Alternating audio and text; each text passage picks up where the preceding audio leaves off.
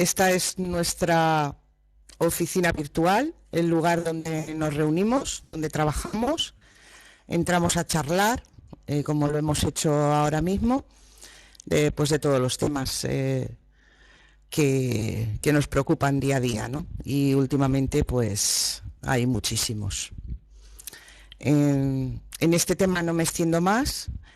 Si alguien tiene alguna pregunta sobre nuestra asociación y funcionamiento, cuando termine la reunión le podemos contestar a todas las dudas y preguntas que quiera plantearnos. Primero nos vamos a presentar, ¿no? Para quien no nos conozca. Tenemos a, no sé si se ha caído ya. No, está nuestra presidenta, Chelo. ¿Quieres decir algo, Chelo? Sí, solamente daros la bienvenida y muchas gracias por estar aquí y por demostrar interés en lo que se va a hablar esta tarde. Como ya he dicho, voy de viaje, voy en el coche, entonces si me caigo más de 2 veces no voy a volver a entrar porque, si os habéis dado cuenta, cada vez que entra y sale alguien se produce una especie de sonido o unas vocecitas, entonces es molestísimo para el que está hablando y por deferencia a Juan, como lo estamos grabando, ya lo escucharía. Intentaré aguantar lo más que pueda, lo que me permita la conexión. Y nada más, de nuevo, muchísimas gracias por estar aquí. Luego está Mavi, que es la tesorera. Mavi, ¿quieres Hola, decir algo? pues sí, primero buenas noches a todos y muchísimas gracias por estar aquí. Soy de Ourense, se me nota en el acento, ¿verdad? Y bueno, aprovecho que me dio la palabra. Sandra, por favor, te pido que detengas la grabación. Vamos a hacer la grabación nosotros y la colgaremos en... Muchas gracias. Ya nos encargamos nosotros de difundirla y ponerla en la página web y enlaces en el Facebook y todo eso, ¿vale? Y nada más, eso, muchas gracias a todos y muy bienvenidos. Y por último, yo misma, soy Sonia, soy de Valencia y coordinadora general. Falta Carlos, que es de Tenerife, que entrará más tarde, y Feliciano, el secretario general, que en estos momentos está enfermo, entonces no ha podido acudir. Somos la junta directiva de la Asociación Unión de Empleados Públicos y Movimiento FUE, y al mismo tiempo del recién creado y nacido de esta asociación, el partido político Demos Más. El motivo de esta reunión informativa, pues ya lo sabéis, ¿no? Vamos a comentar la valoración sobre la evaluación del desempeño de los empleados públicos. Llegó a nuestras manos el documento y lo pasamos para su valoración al grupo de jurídicos. Aquí tenemos varios grupos que se dedican pues a un tema específico. Entonces está el grupo de jurídicos y se lo pasamos. Juan, que os lo presento ahora, que está con nosotros, es el que va a exponer el tema, es de Valencia y pertenece a dicho grupo. Esta reunión la hemos planteado como una conferencia, quiere decir, Juan nos va a exponer el documento, lo resume, hace la valoración y con ello queremos crear un debate y recabar vuestra opinión e incluso, si sale algo, valorar propuestas de actuación. Y lo mismo, ¿no? Si puede ser, no abrir micrófonos para no interrumpir hasta que acabe la exposición. Muchas gracias y paso la palabra a Juan.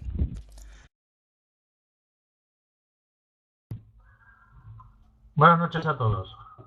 Para los que no me conozcan, mi nombre es Juan Bautista Galán y, como ha dicho Sonia, soy miembro del grupo jurídico de Unión de Empleados Públicos Movimiento FUE. Esta noche se me ha pedido que haga una exposición sobre la evaluación del desempeño en la administración pública. En principio parece que no es un tema de reciente actualidad, pero yo entiendo que sí es de creciente actualidad. Y más adelante veremos por qué. En principio yo parto de la premisa de que los que estamos aquí somos mayoritariamente empleados públicos. y por tanto voy a dar por hecho que conocemos el funcionamiento de la Administración. Antes de comenzar, me gustaría dejar claro que personalmente no me considero ningún erudito ni profano en la Administración Pública, aunque trabajo para ella más de 22 años. Esta exposición no ha sido planteada como una ponencia, como ha dicho bien Sonia, por tanto no se trata de un discurso frente a un auditorio en el que al finalizar el ponente responde a todas las cuestiones o interpelaciones que se puedan surgir dirigidas al propio ponente. Como se ha dicho de forma reiterada, esto es una sesión informativa con la finalidad de exponer un determinado asunto que es de interés dirigido principalmente a los empleados públicos. Al finalizar esta exposición, también, como ha dicho Sonia, se abrirá un turno de palabras y tendremos ocasión de dar nuestra opinión al respecto, o bien de iniciar un pequeño debate que será también moderado por Sonia. Por cierto, antes del inicio, ¿se me escucha bien? Sí. Sí. Quizás se puede escuchar mejor, pero bueno. Bien, para empezar esta exposición voy a intentar aclarar varias incógnitas que puedan plantearse alrededor de esta materia y que nos han hecho llegar varios compañeros al grupo de jurídicos. En primer lugar, ¿qué es la evaluación del desempeño? ¿Cuál va a ser su ámbito de aplicación o lo que es lo mismo, a qué empleados públicos va destinada su implantación? ¿Quiénes van a ser los evaluadores y quiénes los evaluados? ¿Cómo les va a afectar la evaluación del desempeño y sobre todo en qué medida? Estos son los 4 puntos en que voy a centrar mi exposición, con el objeto de dar algo de luz a estos interrogantes. Como introducción, he intentado buscar una definición que se ajuste lo mayor posible al propio concepto de evaluación del desempeño. Posteriormente intentaré describir cuáles son, a mi entender, sus notas más esenciales y finalmente os haré llegar cuáles son nuestras conclusiones. Digo nuestras porque he incluido algunas apreciaciones realizadas por mis propios compañeros de grupo, tanto de Ana de Málaga como de Pere de Lleida. Bien, como sabéis, la Ley 7/2007, por el que se publica el Estatuto Básico del Empleado Público, viene a establecer los principios generales aplicables al conjunto de las relaciones del empleo público. Todo ello con el fin de mejorar la calidad de los servicios que el ciudadano recibe de la Administración. Esta norma, que tiene rango de ley, viene a establecer a su vez, entre otras cuestiones, el régimen jurídico de carácter básico de los empleados públicos, con el objeto de hacer frente a una reforma que el propio legislador prevé larga y compleja, más que nada por la necesidad de adaptar poco a poco la gestión del empleo público a las nuevas necesidades sociales de nuestro tiempo. Esta parece ser, pues, la perspectiva de este gobierno. Este considera que el sistema de empleo público ha de ser reformado, y ello con el fin de incluir nuevos estímulos a los empleados para motivar el cumplimiento eficiente de sus funciones y responsabilidades, para proporcionarles una formación adecuada y brindarles suficientes oportunidades de promoción profesional, y al tiempo de facilitar una gestión racional, objetiva, ágil y flexible del personal al servicio de la Administración, atendiendo al continuo desarrollo de las nuevas tecnologías. Es evidente, pues, que para ello el Estatuto Básico tiene que innovar, y con esa premisa aparecen instituciones de nueva creación como la evaluación del desempeño, que dirigida, pues, a los empleados públicos, viene a crear una nueva dimensión en el examen y fiscalización de su actividad, al tiempo que se describe como un elemento fundamental en la gestión del personal. Como veis, aquí ya encontramos una primera descripción, dado que se describe como elemento de gestión de personal. El propio estatuto lo define como un instrumento de motivación para los empleados y de control interno de las administraciones públicas, y que deberá establecerse a través de unos principios que se fundamentan en los principios de igualdad, objetividad y transparencia. Qué bien suenan estas palabras, ¿verdad? A mi entender, y si realmente el legislador lo que pretendía es introducir criterios para mantener el mayor grado de profesionalidad posible del empleado público, debería de haber comenzado por establecer las medidas de refuerzo necesarias para garantizar la imparcialidad de dicho empleado. En la actualidad, muy en entredicho, sobre todo por la cantidad de injerencias que se sufren en sus puestos de trabajo por parte de sus superiores jerárquicos y que no siempre son otros funcionarios, sobre todo si hablamos de responsables políticos y que de facto supone un claro agravio a dicha imparcialidad. En este sentido no hay que olvidar lo que establece el artículo 103 de la Constitución. Alude directamente a la regulación de un sistema de incompatibilidades y garantías dirigidas a salvaguardar la imparcialidad de los funcionarios en el ejercicio de sus funciones. Hablemos, pues, del concepto. ¿Qué es la evaluación del desempeño?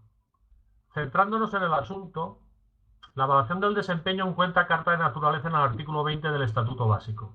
Lo describo, sí, porque es la primera vez que aparece esta institución como tal en una ley estatal, aunque ya existen referencias a otros sistemas de evaluación implementados en algunas administraciones, como el actual sistema de gestión de calidad, que se encuentra implantado en la actual Dirección General de Catastro y también en la Seguridad Social, y en el propio Ministerio de Administraciones Públicas, con la creación de la llamada Agencia de Evaluación de Políticas Públicas y de Calidad de los Servicios, la ya conocida y famosa EVAL. En concreto, el concepto de evaluación del desempeño aparece en el propio Estatuto Básico en el artículo 20, que lo define como el procedimiento mediante el cual se mide y valora la conducta profesional y el rendimiento o el logro de resultados. Otros autores lo describen más sencillamente como aquel proceso mediante el cual una organización mide la contribución que le aporta a un empleado. Partiendo de estos dos conceptos, podemos sustraer ya algunas notas que considero esenciales. En primer lugar, tenemos claro que se trata de un procedimiento o proceso especial, pero tiene naturaleza administrativa. Y en dicho sentido, este procedimiento, como cualquier otro iniciado por la Administración, tiene como consecuencia final la emisión de un acto administrativo, el cual, en tanto en cuanto puede afectar a las condiciones laborales de un trabajador público, puede ser perfectamente impugnable ante la jurisdicción contenciosa administrativa. En cuanto a su objeto, queda claro que es medir y valorar no solo el rendimiento, sino también la conducta del empleado público.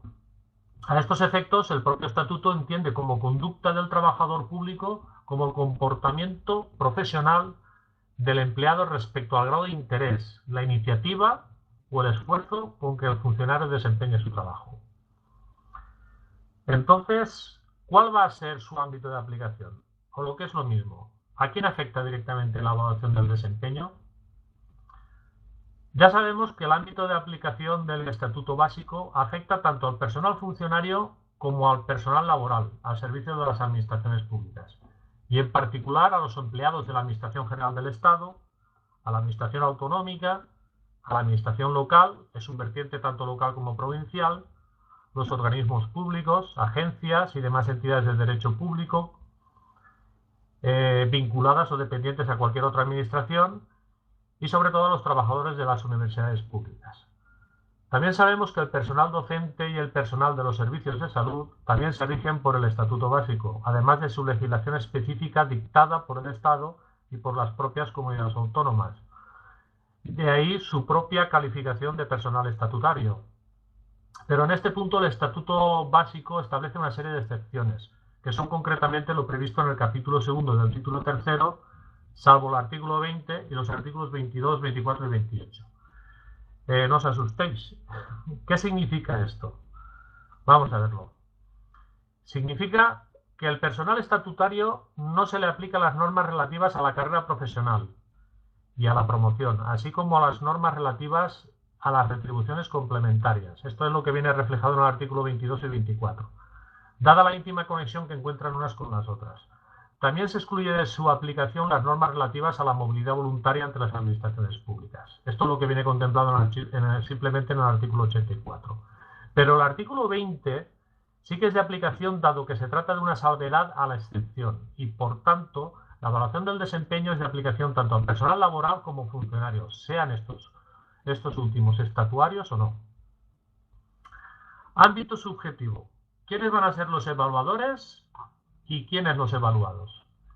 Bien, a colación del proceso que está siguiendo nuestro actual gobierno para la implantación de la evaluación del desempeño en las administraciones públicas, La llamada Comisión de Coordinación de Empleo Público creó para ello un grupo de trabajo ad hoc el día 18 de diciembre del 2013 para establecer los criterios sobre la evaluación del desempeño y su próxima implantación, con el fin, al parecer, de servir de plataforma para la reflexión conjunta sobre criterios y problemas comunes a la hora de abordar en cada administración pública su desarrollo, emitiendo finalmente un informe que plasma las reflexiones al respecto efectuadas por dicho grupo de trabajo, así como valoraciones y posibles líneas de actuación, estableciendo a la vez pautas, orientaciones, recomendaciones para su implantación y el desarrollo de la evaluación del desempeño en las administraciones públicas.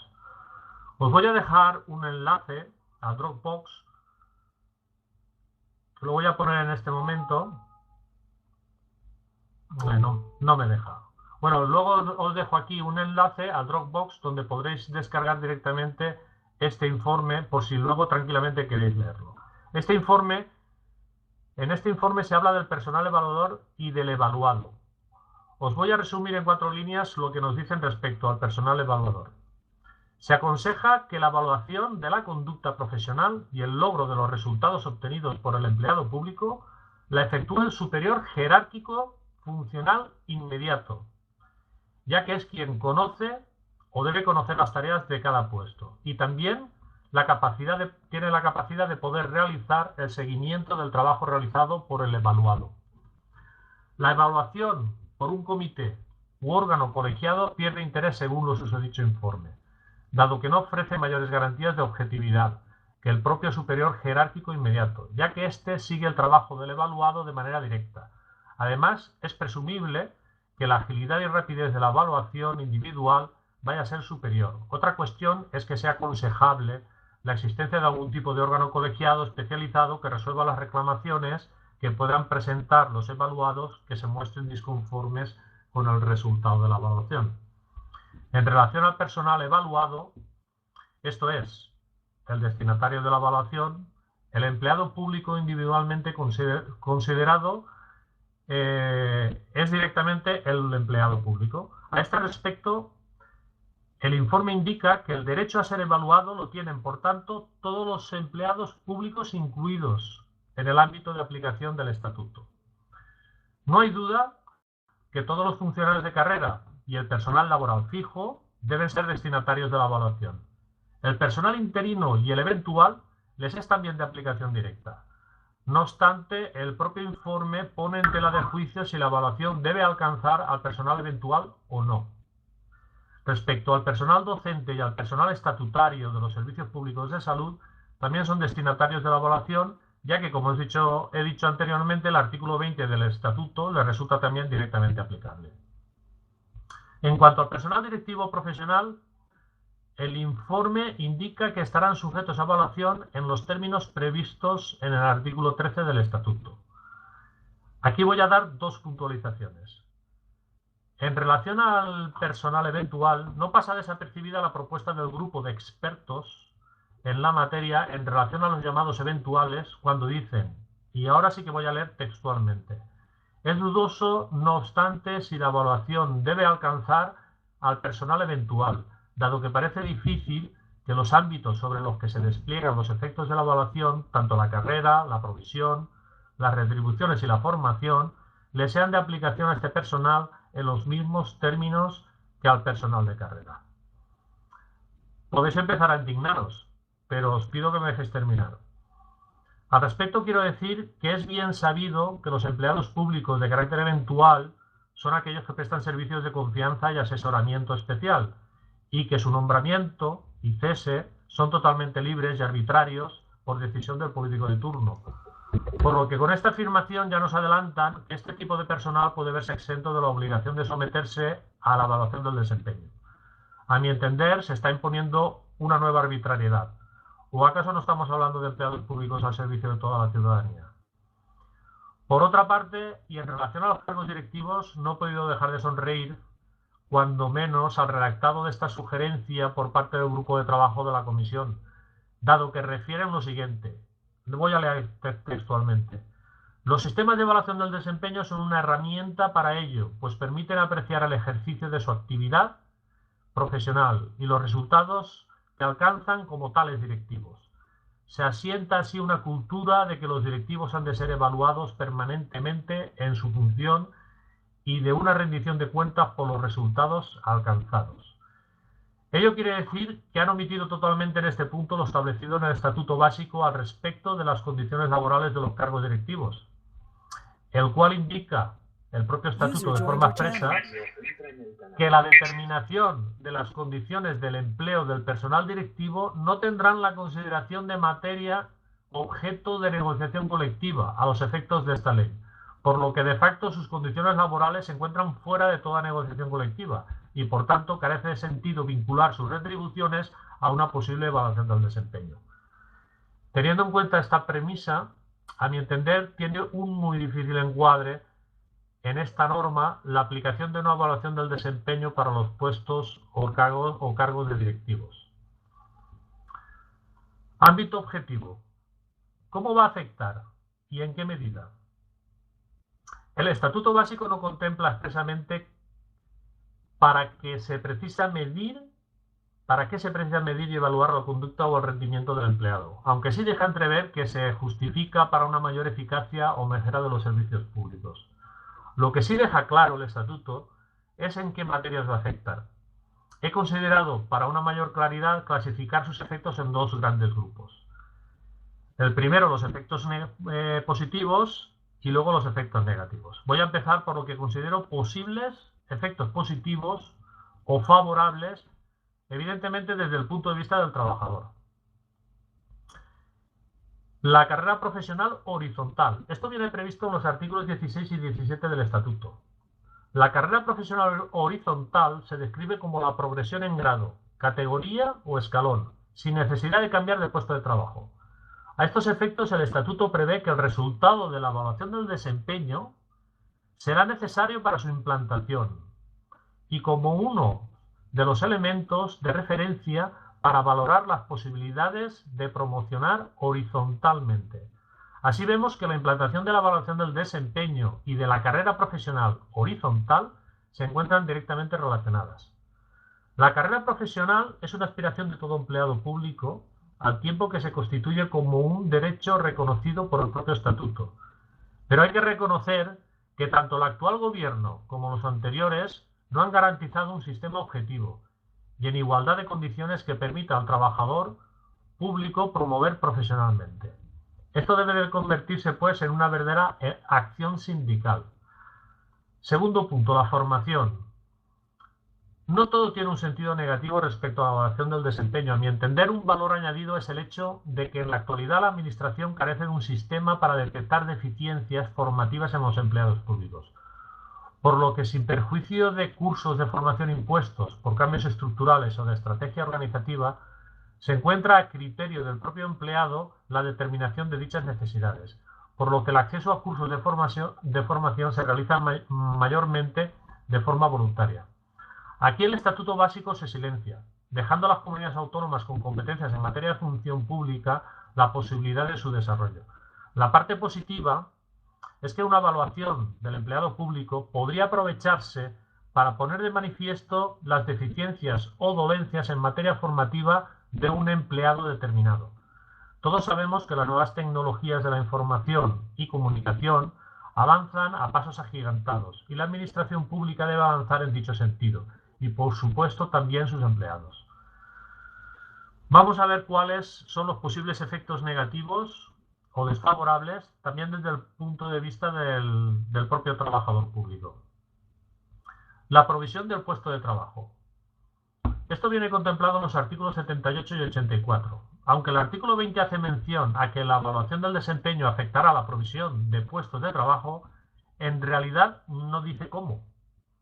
La doctrina actual está criticando que en este artículo no se haga mención alguna a cómo la evaluación del desempeño afectará a los empleados públicos, por lo que se deja también al arbitrio de las comunidades autónomas el desarrollo de dicho concepto. El otro punto es la percepción de las retribuciones complementarias. Esto viene contemplado en los artículos 22, 24 y 37. El artículo 3 del artículo 20, el apartado 3 del artículo 20, establece que, como he dicho anteriormente, las administraciones públicas determinarán los efectos de la evaluación en la carrera profesional horizontal, en la formación, en la provisión de los puestos de trabajo y en la percepción de las retribuciones complementarias previstas en el presente estatuto. Este es uno de los puntos más demoledores. Y es que ante las carencias económicas y presupuestarias que sufren actualmente nuestras administraciones como consecuencia de una desastrosa gestión política, solo puede esperarse la implantación de una evaluación del desempeño negativa. Nuevamente habrá que esperar a ver qué dicen las comunidades autónomas en el desarrollo del estatuto. El otro punto es la continuidad de los puestos de trabajo obtenidos por concursos. Esto viene contemplado en el artículo 20.4 y el 79.3. Aquí el legislador sí deja clara una cuestión. ¿Cuál es su pretensión? Por una parte, establece que la continuidad de un puesto de trabajo obtenido por concurso quedará directamente vinculada a la evaluación del desempeño, de acuerdo con los sistemas de valoración que cada administración pública determine, dándose audiencia al interesado y por la correspondiente resolución motivada. Estamos, como he reiterado varias veces, ante un acto administrativo perfectamente recurrible ante los tribunales. Por otra, nos dice que el cese del puesto de trabajo obtenido por concurso requerirá la aprobación previa en cada caso de sistemas objetivos que permitan evaluar el desempeño. Aquí nos dice claramente que habrá que establecer una serie de indicadores que permita objetivamente evaluar al empleado público. Ya tenemos otro motivo de acción sindical. Por lo tanto, queda claro que el cese es legal y posible por vía de una evaluación del desempeño negativa. Bien, aquí entramos ya a las consideraciones finales. Antes he hablado de un informe emitido por un grupo de expertos, digo expertos entre comillas porque sus componentes son prácticamente en su totalidad los directores generales de la función pública de diversas autonomías, salvo los representantes de la Federación Española de Municipios y Provincias. Tras una lectura detenida de dicho informe, he analizado algunos aspectos los cuales se consideran más interesantes y que paso a comentar. El punto 1. En cuanto al desarrollo legislativo de la evaluación del desempeño. Nada que decir al respecto al mismo, dado que coincide plenamente en la necesidad de aplicar el principio de reserva de ley respecto al desarrollo normativo de la institución, dado que inevitablemente la aplicación de la misma prevé que afecte a elementos tan esenciales como la carrera profesional, la provisión de los puestos, el sistema retributivo y la formación del empleado público, por lo que se precisa en su desarrollo de una norma de rango de ley, y ello sin perjuicio de posibles desarrollos reglamentarios posteriores para elementos que no sean tan esenciales como el establecimiento de posibles protocolos, formularios, requisitos sobre el software, sistemas informáticos, etcétera, etcétera. Aún lo anterior, no es menos cierto que este punto no deja de ser problemático y no puede dejarse sin hacer mención que el Estatuto Básico deja, como ya hemos comentado antes, en manos de cada administración autonómica con competencias en materia de función pública el consiguiente desarrollo respecto a esta materia. Lo que ya podemos adelantar en este punto, una más que previsible existencia de disfunciones normativas que den lugar a agravios comparativos entre empleados públicos de diferentes comunidades autónomas, lo que podría dar lugar a la vulneración del artículo 14 de nuestra Constitución respecto al propio trato igualitario ante la propia ley. Habrá pues que esperar a la publicación de dichas normas para ir determinando dónde, cómo y en qué grado se producen dichas desigualdades. Segundo punto, participación sindical. El grupo de trabajo propone que se negocie y consensúe con los representantes de los trabajadores el proceso de implantación, dado que según ellos, y os voy a leer el trocito este textualmente, la búsqueda del mayor consenso posible habrá de redundar en una mejor aceptación del sistema por parte de todas las partes implicadas. En este punto, mi opinión al respecto es que esto es así, además necesariamente por el hecho de que son plenamente conscientes del rechazo o resistencia que va a suponer por parte de los empleados públicos la imposición de un nuevo modelo de gestión de personal que suponga agravios o posibles perjuicios económicos respecto del actual sistema. Por ello, la necesidad de llegar a un consenso con los representantes de los trabajadores que permita minimizar los posibles efectos negativos de la evaluación del desempeño y promover una difícil aceptación por parte de los trabajadores afectados. Respecto a la acción sindical, quiero hacer hincapié en la necesidad de la negociación por dos cuestiones importantes. En primer lugar, por el carácter heterónomo de la norma, que impone una evaluación del desempeño, por lo que su implantación en las administraciones públicas tiene carácter necesario. Así, la actuación de los sindicatos no puede ir nunca orientada a negar dicha implantación, pero sí pueden modularla y fiscalizarla, con el fin de minimizar los aspectos negativos que supongan la puesta en marcha de dicho sistema de evaluación. En segundo lugar, no hay que hacer abstracción de lo dispuesto en la propia norma respecto a la carrera horizontal.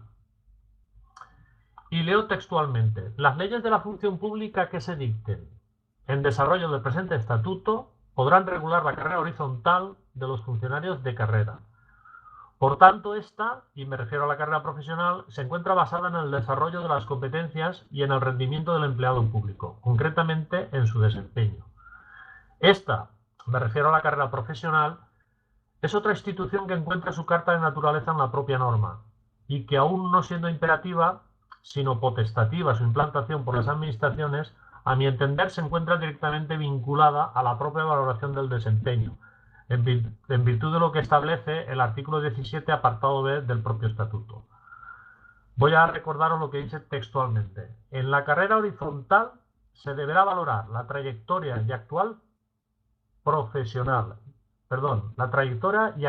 profesional, la calidad de los trabajos realizados, los conocimientos adquiridos y el resultado de la evaluación del desempeño. Así que en este punto es esencial una correcta acción sindical con el fin de promover la carrera horizontal, que en definitiva nos suponga una mejora salarial para los empleados públicos sin necesidad de cambio de escala o de categoría profesional. Punto tercero, respecto a los derechos y garantías en el procedimiento de la evaluación. En este punto, el grupo de trabajo establece que la evaluación del desempeño se configura, por tanto, como un derecho individual, y por ello su implantación constituye una obligación para las administraciones públicas.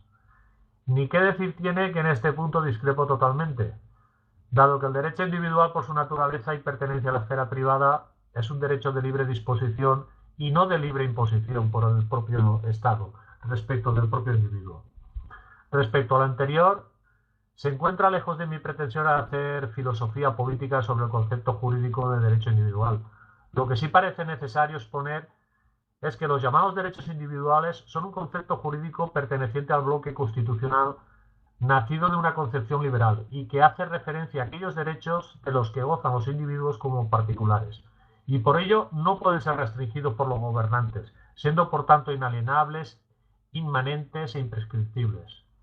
El derecho individual como tal se constituye como un conjunto de condiciones que el Estado ha de asegurar a los ciudadanos, limitándose a garantizar su ejercicio por el ciudadano y no imponerlo en contra de su voluntad, por lo que no casa la descripción realizada por el grupo de trabajo sobre la evaluación del desempeño como derecho individual del trabajador.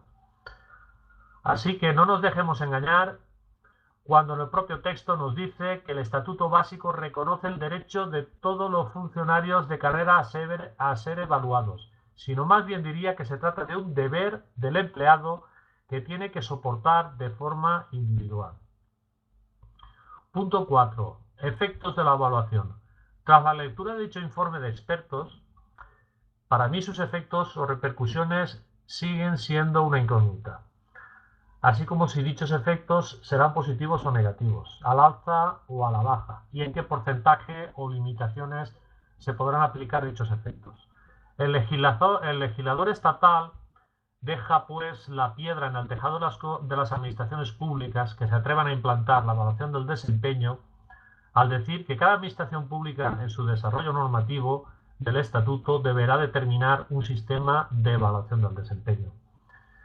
Desconozco pues si el legislador autonómico a la hora de desarrollar el estatuto hará abstracción de lo mencionado expresamente en la propia norma sobre la materia y os cito textualmente.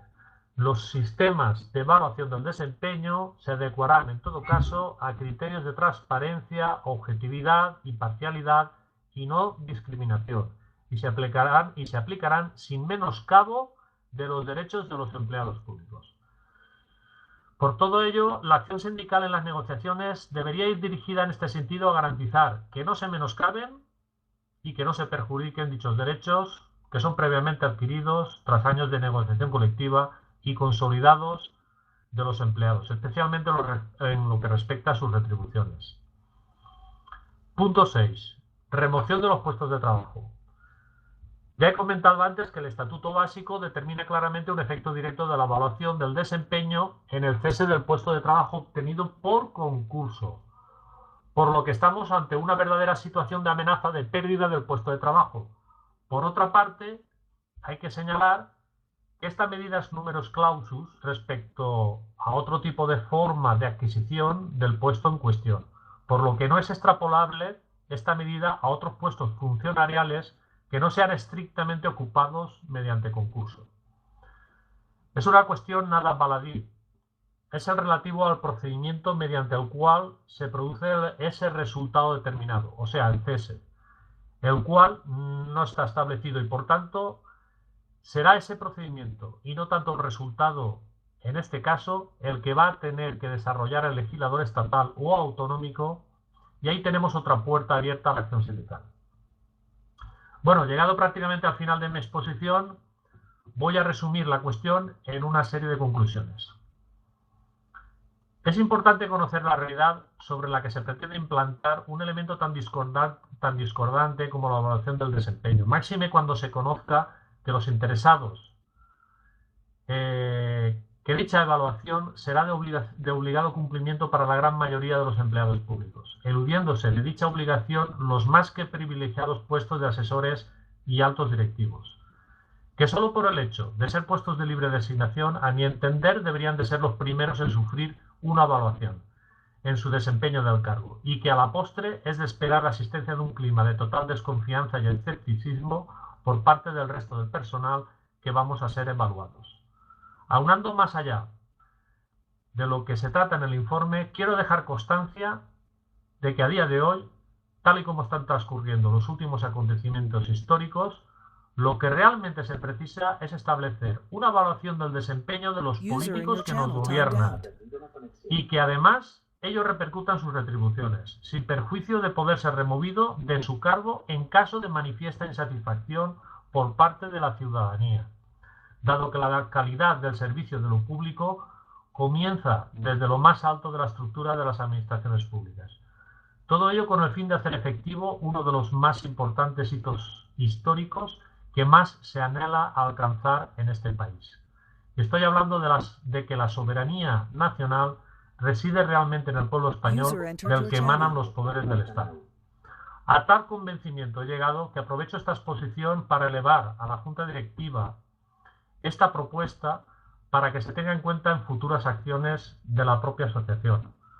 No puedo terminar esta exposición sin hacer referencia a las palabras de mi apreciado profesor de universidad, don Ramón Parada Vázquez, en relación a la evaluación del desempeño, dado lo acertado de sus previsiones al decir que ésta originará un inmenso semillero de conflictos personales, administrativos y contenciosos administrativos, creando un clima de agravios comparativos y de deslealtad entre los propios funcionarios públicos, y que, como él bien dice, va a ser todo un despropósito. Muchas gracias a todos.